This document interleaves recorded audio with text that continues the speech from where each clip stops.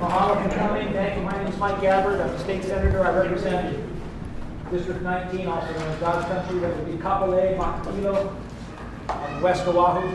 Happy to be here in Molokai, out of the big city. How many of you did not attend either one of the, this is your first meeting today? Okay, I just want to get a few. Good, good. Okay. This is Senator Kalani English, your senator. He's also the vice chairman of my committee, Energy Environment Committee. This is Representative Denny Coffman from the Kona side of Hawaii. He is the chair of the Energy and Environmental Protection Committee in the House of Representatives. We are very happy to be here. We are here to listen. We had a hearing back in January, an informational briefing on the big wind projects in Molokai at the Capitol. And one of the attendees from Lanai said, why are you having it on Oahu? And I said, yep, I get it. So I promised him that we would come out to each of the islands to listen, to get your Maunaloa, share your thoughts, your concerns, your issues on this project. So that's why we're here. We are not here to cram anything down your throat saying you've got to vote, we want your support on this bill or that, but we're not here to do that. Okay, so the way we'll do this is we will ask, we have the names of those of you who have already signed up, and we're going to take those who did not attend either one of the two meetings first. Oh, I also want to introduce, this is Susan Kodani. Susan Kodani is the district director for Congresswoman Mazie Hirono. So again, we are all here to listen. This is Carlton Saito, my committee clerk. This is Marissa, Representative Coffman's committee clerk. We are here to take notes. If you do not get a satisfactory answer or do not get in-depth the way you want to get, you have our emails, you have the phone, we can talk about that later. So we'll try to accommodate everybody that wants to speak. Excuse me, yes, for anything, Molokai also. Yes. Now what you said. Thank you very much. Yeah. We thank you for the legislature being here. We, as Molokai, is one body. We're actually going to this to help us that we can share on Maunaloa today and having a clear understanding of what is happening on our island. So we thank you for this time. Bless every one of us. Bless all those that came to share with us. In Jesus' name we ask, amen. Amen.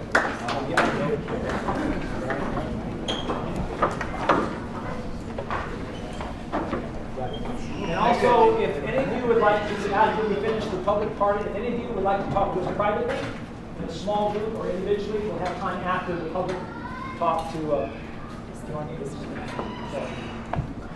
right. So if your name is Miss Arleon Dibin Young? Yes, but I thought it was going to be private. Oh. I'm not able to speak in public. Okay. All right. Then we'll say you. Carol Hinton. If you would like to, like Arleon, talk privately, we will do that after the public hearing. So, so many things in my mind about it. You have to speak up, ma'am. Yeah, for one thing, of course, the beginning is that Molokai gets no energy help from this. And the fact that you want to tear the whole south side up, the whole south shore, just doesn't work. My suggestion is that Oahu be encouraged to reduce their use. You know, I mean, when they have 100 lights going all night, if they have 50, they have a lot of light, and they might even have enough energy to support themselves.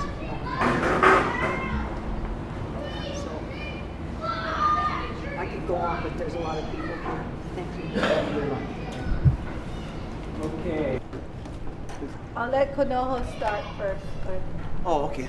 Well, I guess we got acquainted earlier today, and on behalf of our people of Molokai, we thank you guys for coming over and hearing our concerns. My name is Kaulapu'u, if I haven't properly introduced myself, and I was born and raised on this island of Molokai.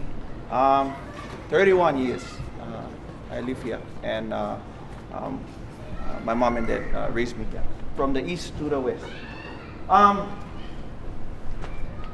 Basically, what I wanted to share is that you know, my representation as our group, Aloha Molokai, and all these people over here wearing these green shirts, and the majority of the island are opposed to this wind turbines and the cable. I wanted to share with you guys the petitions, the people who are opposed to this. Yeah, we have over 500 members of our group, Aloha Molokai, and we are in the thousands by now of people opposed to this project. So I'm sorry, some of these our membership are reducted as the PUC reducted their document. But this is what you guys want to share. This is also the Hawaiian Civic Club resolution urging the Governor, Neil Abercrombie, and the Hawaii State Legislature to support sustainable, low-impact alternative energy that will make Oahu energy self-sufficient rather than dependent upon Lanai and Molokai for its energy and project. Protect the open spaces, natural resources, and Hawaiian lifestyle on Molokai, the last Hawaiian island. So, I also wanted to share that there has been 2 surveys on the island of Molokai regarding big wind and a cable. And with those 2 surveys, one of them done by the Aha Ole, it was 437 people did not support the windmill. 19 said, yes, I support. So wherever that 19 is, I mean, I hope they come and they speak up. And 13 undecided. So by far, people are opposed. On the second survey, there were over 90% of people opposed to this. So the question is when is this going to stop? When is our government officials going to step up and back up their people and keep their promise, saying that they're going to listen to the people of the respected islands of Molokai and Lanai? When are they going to step up and support us in this? We are over 90% opposed to this project. We love our land, we love our island, and quite frankly, it's been stressful for us, for our families. For myself, I have 3 kids. I mean, running around, a lot of us, running around like crazy, so that we can protect what we have here, because we know that what we have is so special. And we love our land. And you know what? Some of us will lay down and die for our land. So this is not going to happen. We're telling you guys, this project not going to happen. And if they keep on pushing, going to get big pilikia, going to get big pilikia, going to get big problem. So we're asking, please put your time and energy and efforts into decentralizing the energy, look for solutions on Oahu and every island individually. And to us, that's the answer. And we know that we have to do our homework on choosing the certain alternative energy that we want to have over here. We want to upgrade our grids. We are already practicing conservation. So bottom line, conservation is the key for every island, and then every island looking for their own alternatives. And mahalo. Okay. I just like read our Moku representatives who will sign off on this. Po'okiole o Molokai, Vandahanakahi, Ko'olao Moku, Naki, Mr. Naki, Pamanaki, Representative Interior, Manae Moku Representative, Ruth Manu, Kavela Representative, Mervyn Durua, Pala'a Moku Representative, Wade Lee, Maunaloa Moku Rep, Byron Espanola, Po'alakai Education, Karen Poi Poi, Po'alakai Culture, Opulani Albino, and Po'o Resource Manager, Kelsin K. Poi Poi. So, all opposing this project. Yeah. And all these people in there. Mahalo.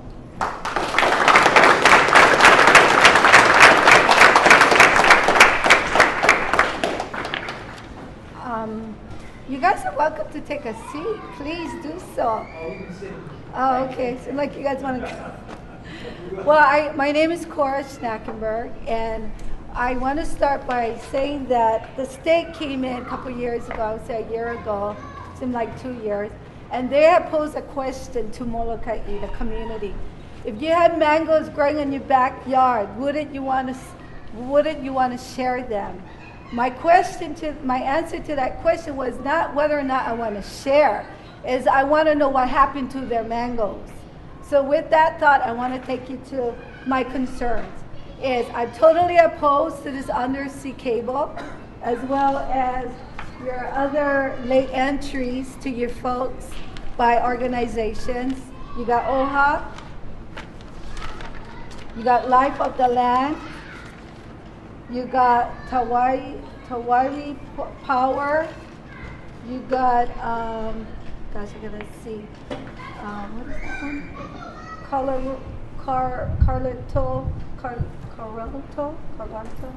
Carlito.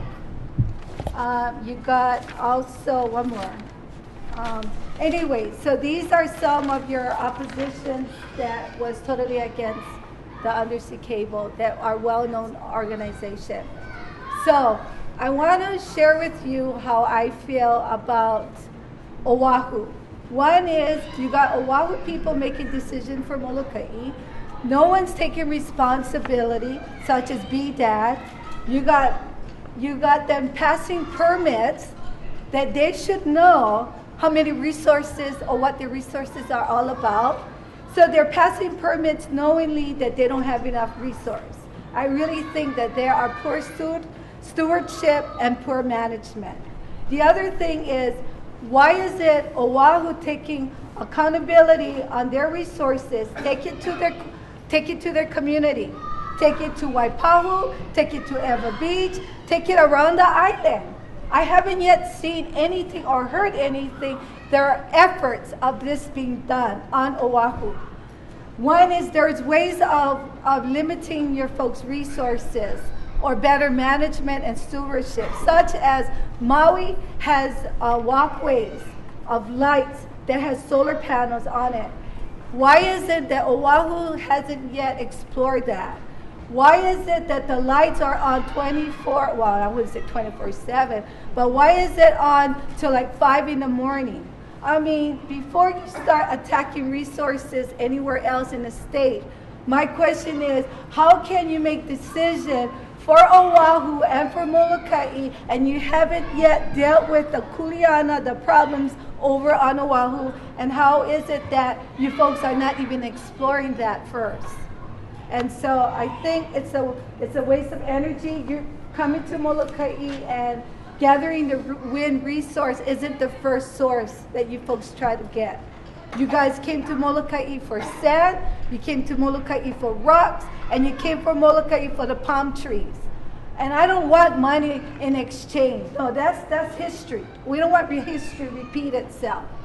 What we want is we want to keep our resources, because over the years, that's what fed the community of Molokai without jobs. And so I feel passionately for Molokai. I've been here for 47 years, born here, went out, got my education, came back, and this is my roots. And I want to make it where I will retire and die. But I'm very passionate for Molokai. And I trust God that He will give you folks the passion about our people. Thank you.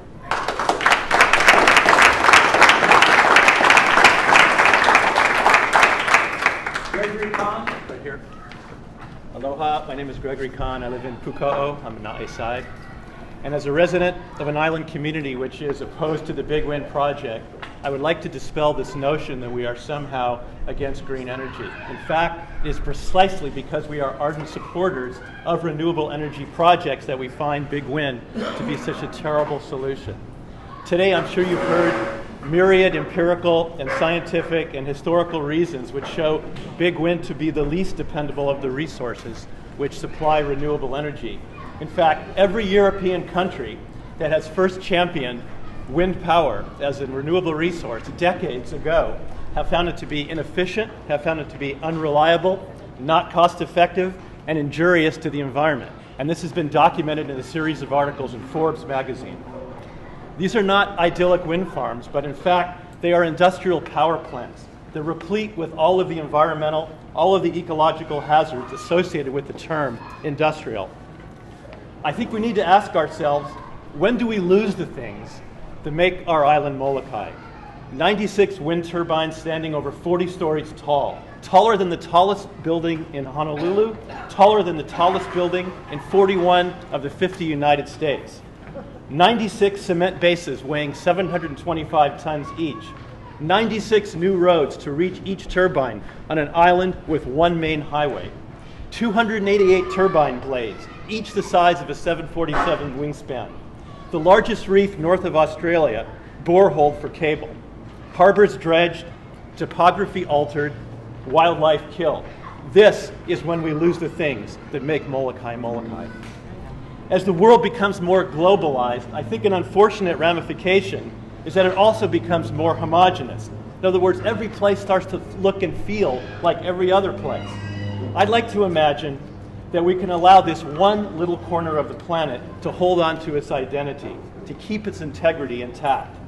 There's a glue, I think, that binds these islands' residents, which are less than 1% of the state's population.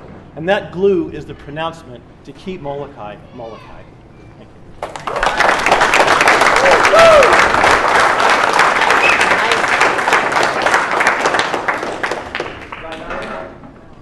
Aloha, my name is and I, like so many others, feel we have a moral obligation to try to conserve energy, to work with protecting the planet.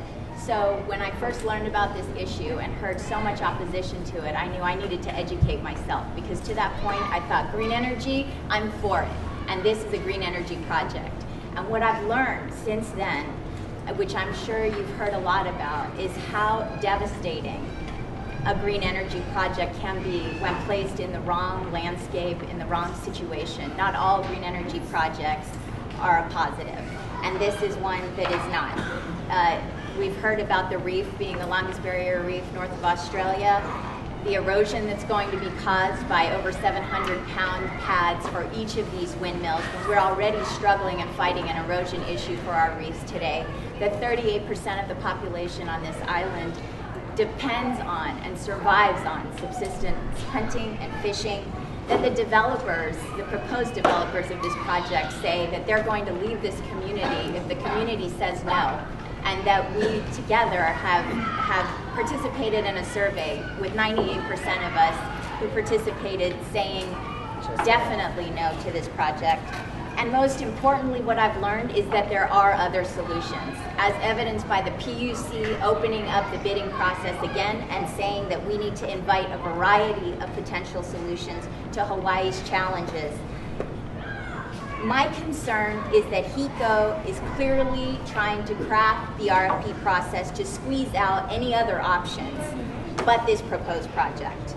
And I'm asking you, please, to use your influence to ensure that this RFP process is fair and works the way it's supposed to work, and not be corrupted by the financial interests of those who've already invested in this destructive industrial wind project, so that the real answer for Hawaii can emerge.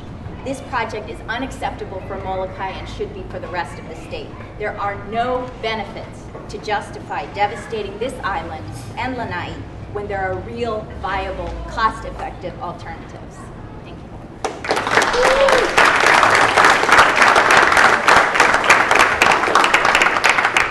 Denny, Abshir.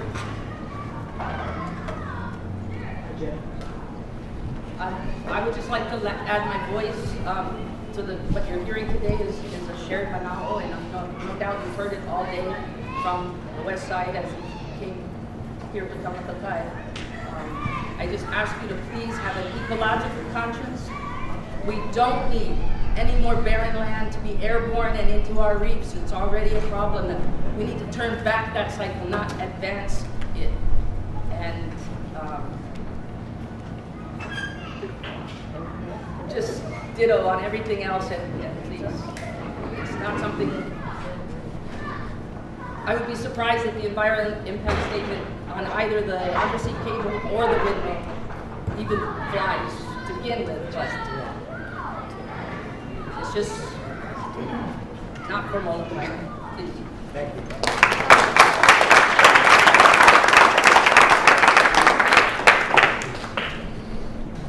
Nobody. I just brother who lived all my life. Put us deep in the ground over here, and I went hardcore all the way. Try to bring them over here. We'll be the first one to go to jail. Because this is enough already. 90% said no, and we're still going through this. So,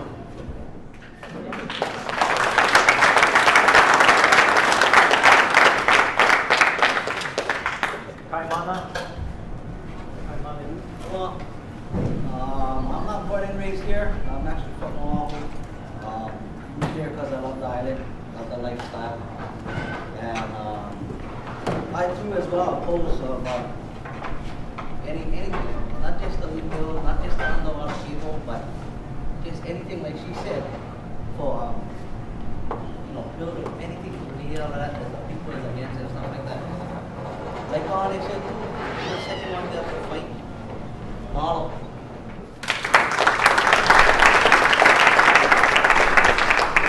Curtis Helm.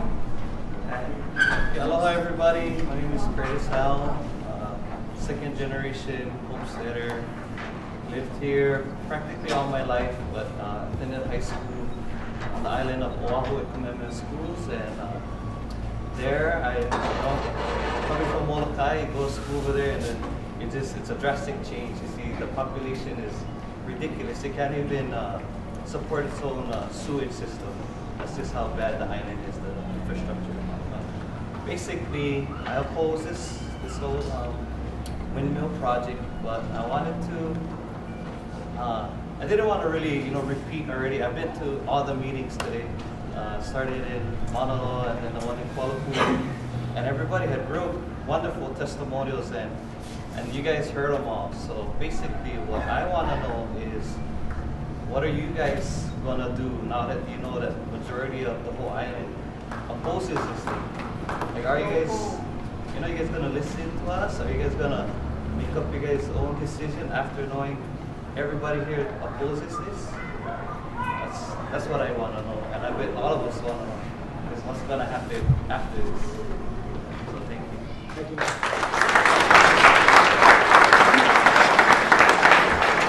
To answer Marcus's question, I want to assure you that we're not just writing down, scribbling up here.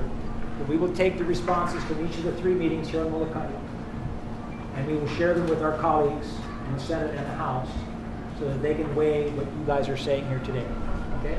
Our session starts the 3rd Wednesday in January, and this will help us as we start our deliberations in terms of making the decisions. Okay? The other thing I wanted to mention is I wanted to apologize for the short time that we're able to spend with you today. We're taking a flight out this afternoon after the meeting, and we're going to not eat all day tomorrow. But everybody's schedule is just kind of napakai, and trying to get everybody on the same page. We wish we could stay longer, believe me. Thank you very much. All right, next is Marcus Helm.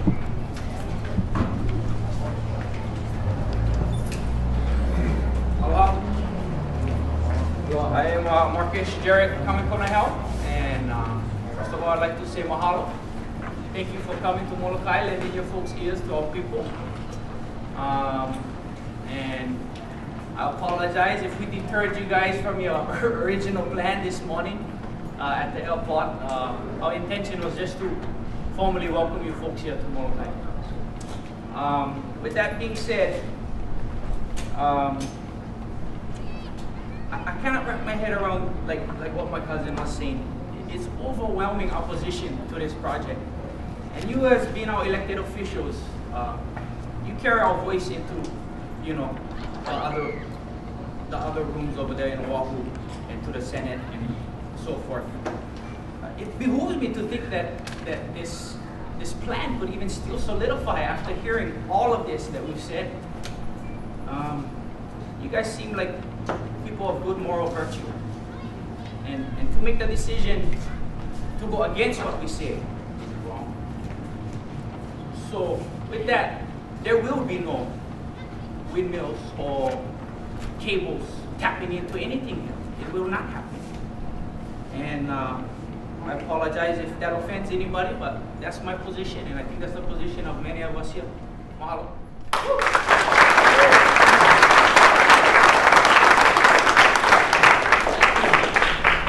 Terry Naros. It's Terry Waros. Waros, sorry. It's okay. Before I forget, the weekend, we'll go ahead and write this down. The weekend before you go back into session, the 13th and 14th of January, we are going to have an educational festival about energy. So you're invited. Please put it on your calendars. We'll love to have you. It's going to be a 2-day festival, and we're reaching out to the community. We're looking for the right answers. It's not all about no, but it's about finding the right answers. So we hope we get to see you in January. You'll send us an email? Yes, I will. Absolutely. You'll get an official invitation. I wanted to keep it really simple today, and I just wanted to let you know what my expectation of you as our elected officials are. Is please do your homework. This is an extremely complicated issue. It's very difficult as an individual to find the right answers. There's a lot of propaganda that's out there. But when you do the research, when you delve into this and find out the differences between capacity and actual production, and where they want to lay cables and what effects that it will have on our reefs, how many roads, someone talked about, how many miles of asphalt are they going to pour, how many tons of concrete, what is the changes to our infrastructure going to do here, and how is that going to impact all of the people here in our lifestyle on this island. And it's not reversible. This, oh, if it doesn't work in 20 years, we can take them down, doesn't cut it, because you're destroying the land. You're actually talking about desecration of 2 of the main Hawaiian islands, 2 of the 6 main Hawaiian islands.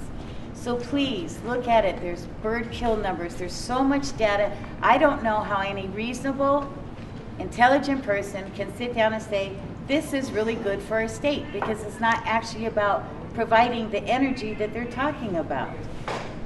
I heard it from one of our Maui County elected officials that really the whole thing is here, this adds insult to injury, they just really want to get to the Big Island and lay the cable for the geothermal.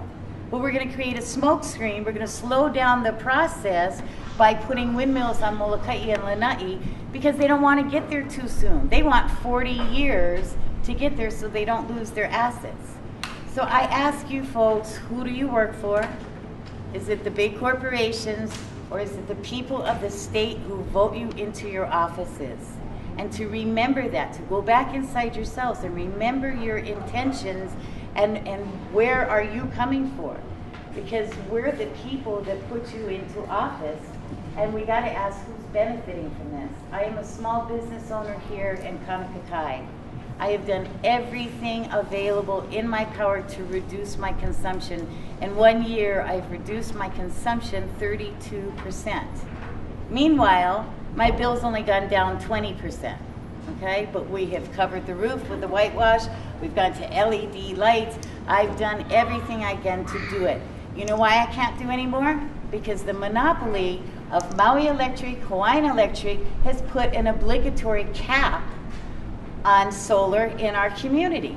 Now, there was supposed to be a report, Robbie Alms was here a few months ago, said there's a report, they're looking into the grid, and that was supposed to be out in July.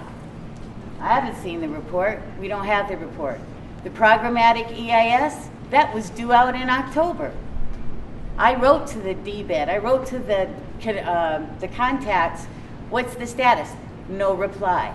So there's a lot of folks who don't feel accountable to the people here. Maui Electric was just here a week or 2 weeks ago asking for another 6.7% increase to help them get renewable energy. But again, we're capped here. Almost the entire, I know Kaunakakai grid, I believe the East End grid, are already capped out. So we're not able to benefit from renewable energy. As an individual, I've done everything I can. I'd love to see every individual in the state, every business in the state, not only allowed, but encouraged to get off of foreign fuel. Okay. I'm just curious about the legislation, and I know that that's under your committee and coming back up in January, about passing the cost of the cable onto the ratepayers. I just really caution you again to double check who's behind it, who benefits from it, because it's not the individuals here struggling to pay our electric bills. Okay, and the last thing I just ask for is I really hope for visionary leadership. I really, you see what's happening in the newspapers, you see what's going on around the world. People are tired of the status quo.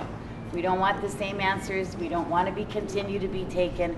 We really expect of you folks to listen and to hear us. This is a perfect example of what all those people on the mainland in Honolulu are standing in the streets opposing, the greed of big corporations at the expense of the individual people. So please hear our voices. Thank you.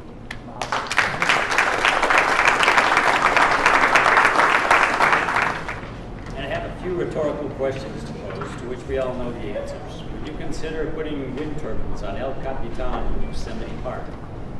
Would you build them up on the top of the Kaulapu'u Mountains? How about a ring of turbines around Misago Laeahi, a place we now call Diamond Head? Of course not. Here we are today, incomprehensibly to most, discussing the desecration of this unique and very special place on the planet, those monstrous spinning machines. Mana abounds all over Molokai, but it is quickly and easily crushed and buried below concrete. Alama the Aina means more than taking care of the land. It means looking out for and guarding nature everywhere, ashore and in the sea, and protecting all earthly inhabitants, plants and animals, no matter how big or small, or regardless of whether or not they have any monetary value in this money-driven world. Conserve, reuse, recycle, and leave as small a footprint as possible on this earth when you depart. Please look deep into your consciences and permit your hearts to follow the light. Not electric light, but the divine light that guides us to stay on the right path through life. Like Aiahi and Yosemite, please allow Molokai to remain the magical place it has always been. Instead of promoting conservation, this project will only encourage more and more consumption. There's no number of benefits that can be sold to Molokaians that could possibly mitigate the damage this project would cause to this land and the people. Thank you again for listening.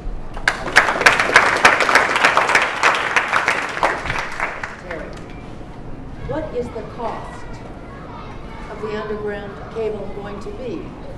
And who's going to pay for that cost? The next question is, what is the cost of the physical solar systems to be placed on our islands? And who is paying for those? The dollar is very important because these companies are only doing it for one reason, and that is for a profit. And the other question is, if we are sending the power to Honolulu, why doesn't every home in Honolulu be allowed to and encouraged to place a solar system on their residence or on their business? I know many people on this island who have requested a solar system. We are no longer allowed. Thank you very much.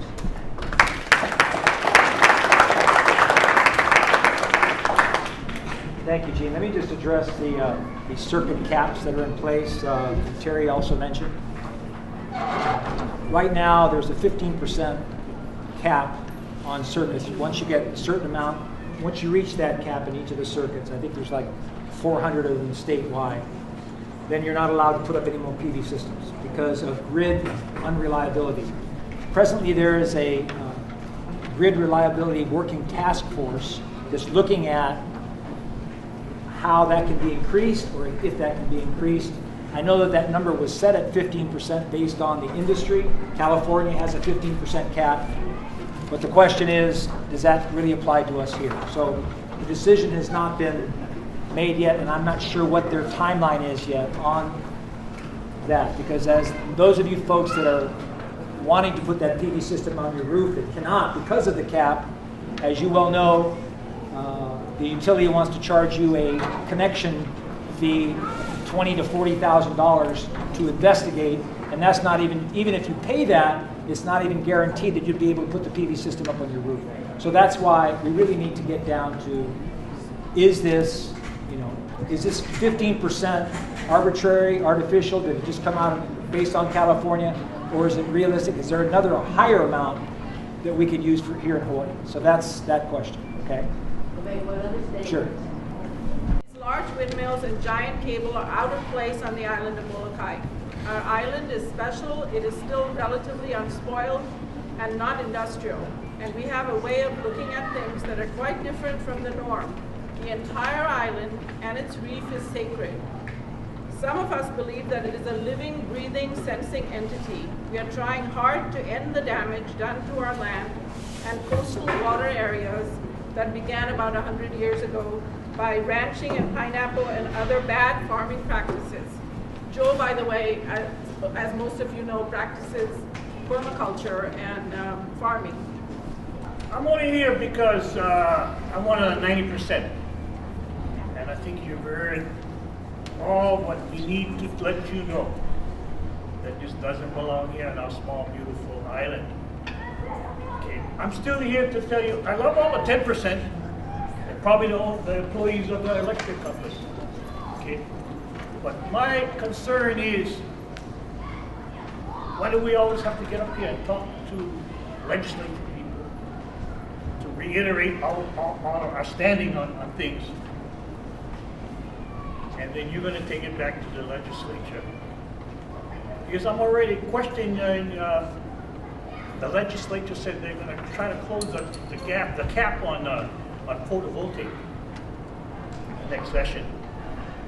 They're already kind of closing the big business. I'm not for big business. I never was. You know, I chose Molokai to live on a small little island with all my what you call the wealth of the land, the sea. That means more to me than an electric company coming in here and telling me, okay, we're going to do this way. We've already got problems with water. Everything else on this small little island is being attacked. So I feel like we've been insulted. But people in Honolulu, people in Maui County, on a small little, two smallest little islands, they want to make us an industrial wasteland. Not for you, not for Lanai, not for Molokai, but for Honolulu people like us. Something's wrong with that picture. Furthermore, you know, way back then, I don't know what happened to that scientist, that guy that he knew so much about science that he was going to eradicate the mice on all the islands. Okay, what did he do? He brought in the mongoose. I forgot one little thing. The mongoose hunts at night, the mouse hunts in the daytime. They never got together. We got two problems. I never got his name. I think he doesn't want to be notified that he doesn't want to be put in the paper. But we're living with that today. So to put windmills on this island, to connect it undersea cable, ruin our fishing areas, I want to get the guy that made this insane thing. I want him to show his face over here so we can attack him instead of having to go to our legislatures. I want to see the guy that had the insane idea to believe that on a small little island we're going to hook up electric plugs to Honolulu. I said he should be shot. And furthermore, I got better things to do than to listen, to have to be here in front of you and have to tell you how I feel passionately about my island that we have to protect. We know we're still going to be here when you're gone. We're still going to be here. All of us are going to be here because we have been here. We have been malama. We've been taking care of our land. So, aloha.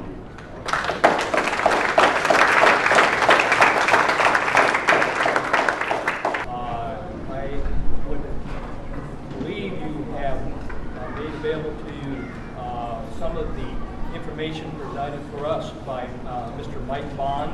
Is that name registered with you?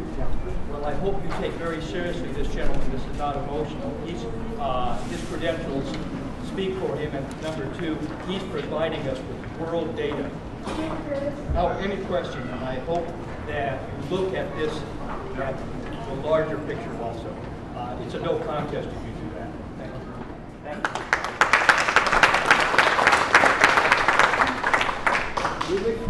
Short question. Seems like everybody's against it. Whom have you met who is for it? We have been, in addition to the 3 hearings, or the 3 meetings that we've had today, we've also talked to folks at the restaurant, at the store, in the street and stuff.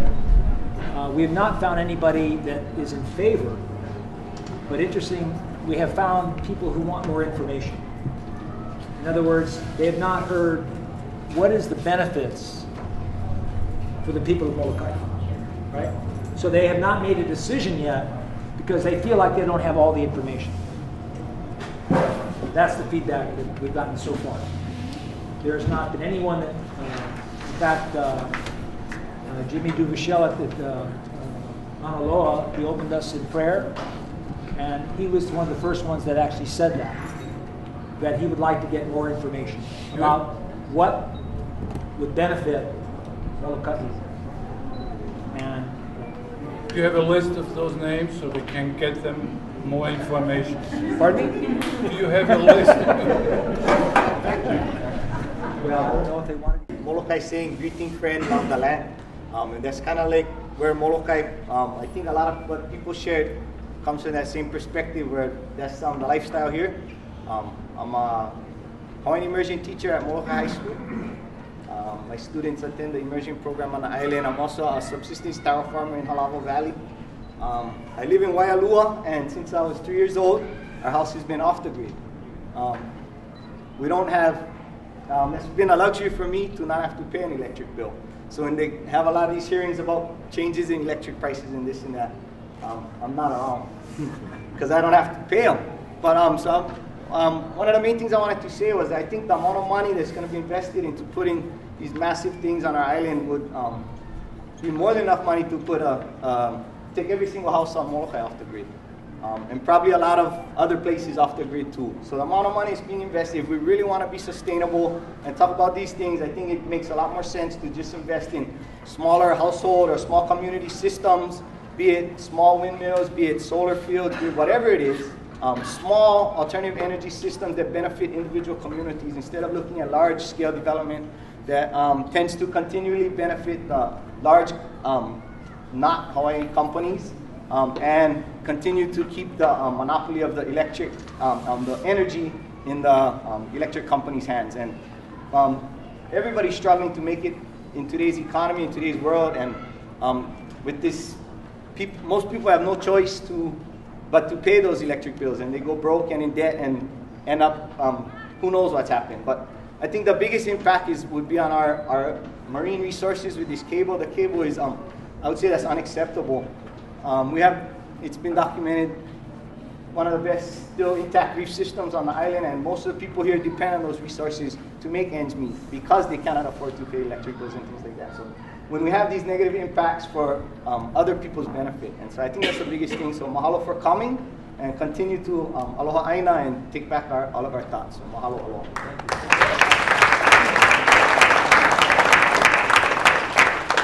I oppose the windmills because of many reasons such as keeping my home safe from being a stepping stone of money-making schemes that don't benefit us. Endanger my environment lies most of all our future here at home.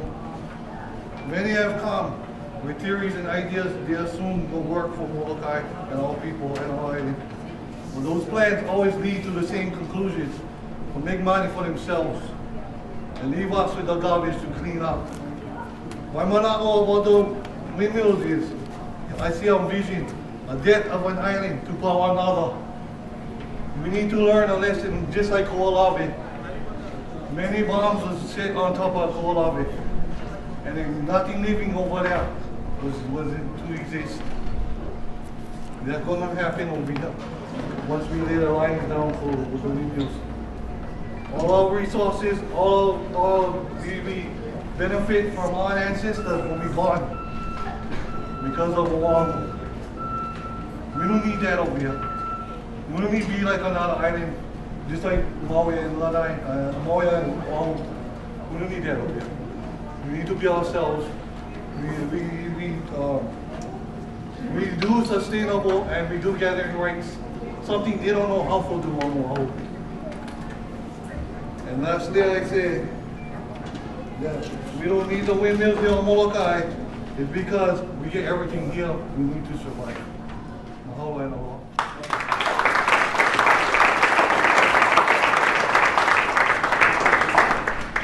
Steve Stevenson. My name's Steve Stevenson. I'm a new resident on the island. I have a degree in industrial environmental health management. I moved here from Michigan, and in Michigan we were dealing with industrial wind projects, industrial wind farms there, and it got me interested. I've always been an advocate of sustainable energy, and when I moved here, I was really impressed with the amount of people that are involved in sustainability and permaculture and all the things that are good for the environment and are not wasteful like a lot of the development you've seen on Oahu. I understand that the government's made commitments to implement green energy, and you got to have so much implemented by a certain amount of time. But I also think that maybe you should modify that policy and not Molokai. There's lots of information indicating that these industrial wind farms are not efficient. And I've done a lot of reading and a lot of studying on it, using my knowledge and my background, and I've come to the conclusion that these wind farms are not very efficient. They're not good, especially when the communities don't want them. On top of that, the people of Molokai believe in sustainable development. Sustainable development does not include the wasteful development on Oahu.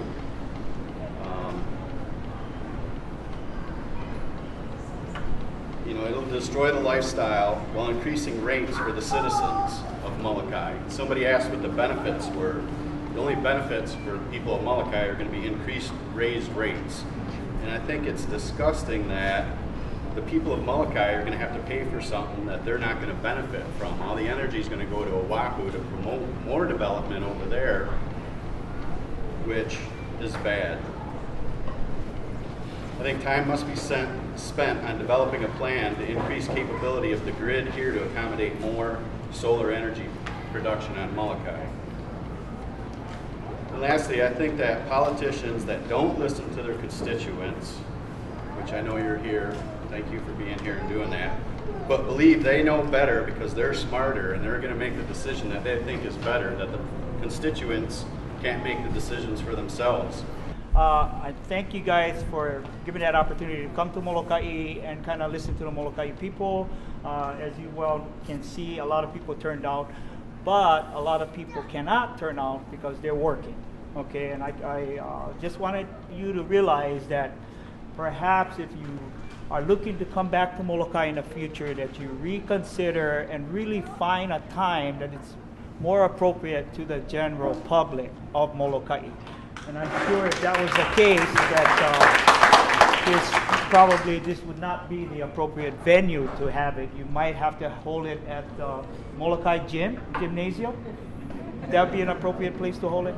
So I understand that all the time that you spent on this day today, there's a lot of information, but also a lot of people have stood firm on the opposition of the big wind and undersea cable project for Molokai that's being proposed. With that said, the big wind fiasco started a few years ago with this initiative by First Wind to put the first wind turbines, or first factory, as I like to describe it, in the homestead lands of Anahaki and Momomi. And it took a lot of effort on the homesteaders' part to do their outreach, to do their education, because a lot of people at that time were didn't know where they were going with this. Some were in favor, some weren't, but a lot of it was they didn't have the right information. They were not educated, okay? But once the education and the outreach took place, the homesteaders overwhelmingly opposed that project. And that really started to get people thinking about the next big wind fiasco that was being planned on Molokai Ranch. And so what I see here is the Malahinis, the locals, all coming together. And, I appreciate the Malahinis because they come from one place where they've seen it. They've seen the change. They experienced the industrial wind factories all over the mainland. It's not working. In fact, recently, the wind energy developers all got together. They had a public relations seminar. And this came from a proponent of wind energy that says, the more you learn about wind energy, the more you dislike it. And that's a fact. And this is coming not from opponents. This is coming from people who support it. And I'm sure you guys heard that some of you, well, especially the people up here that's supposedly representing our voices, heard today from the various people that spoke, there's many, many factors that's contributing to the disenchantment of this proposal by the state of Hawaii to put a big wind turbine factory over at the west end and to deliver that energy to Honolulu via an undersea cable. All of the cost factors involved, the inefficiency involved, is all data that has been proven. But because of the money involved and the people that are committed to move this project forward, there's this big push on the political level to get this done. And I hope, as you listen to the governor, when he wrote that letter to the Molokai community, he stated the pono thing is to follow the wishes of the community. The community doesn't want it, we're not going to do them. How many no's will it take to say no? Yeah, it's overloaded, it's overfull. For everyone who's against it?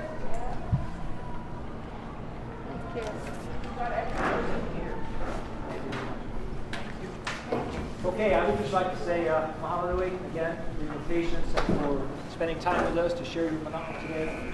Again, as I mentioned earlier, if you, for whatever reason, did not feel you wanted to speak publicly, you can send us an email. We'll have a few minutes before we leave if you want to talk to us privately.